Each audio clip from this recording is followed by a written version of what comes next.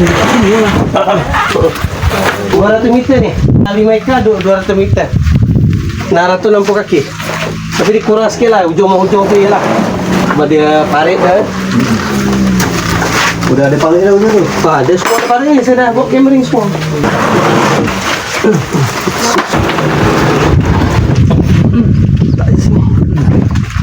Ni kalau tak ditebuk, angin ni habis semua.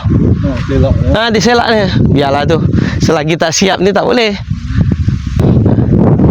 Ni lah. Baru tanam pagi ni.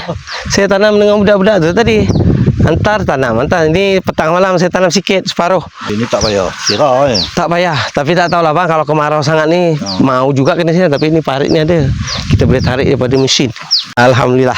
Okey, Assalamualaikum semua Okey, hari ni 31 hari bulan 1 2026. Okey, alhamdulillah. Ini kebun yang baru padamnya. Alhamdulillah Pak Din dah start tanam semalam dan juga hari ni. Semalam sikit ya, hari ni baru tanam.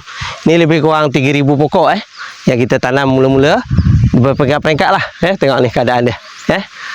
Ni abang kita datang melawat. Bang, tengok.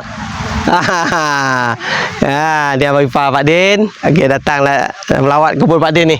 Tengok. Kebun baru. Alhamdulillah. Okey, ini MD2 Pak Din tanam MD2 dulu. Yang lain insyaAllah akan menyusul benih-benih yang baru. InsyaAllah Pak Din akan tanam dekat sini. Ni ada 10 ekar. Kita cuba akan tanam yang macam pisang ke apa lagi. Tapi yang pertama kita akan tanam nenas dulu. Doakan Pak Din supaya kawasan ni berjaya.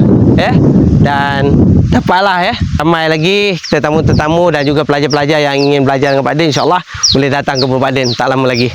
Tunggu Pak Din siapkan semua. Okey. Saya dah tanam nenas ni. Ini 2 petak tu. Ini sampai ke belakang sana semua nenas. Tapi saya sukalah dapat hujan lepas saya gembur ni tadi. Saya dah baju organik. Kena hujan dia hancur mak. Dia kering. Tanah dia cantik.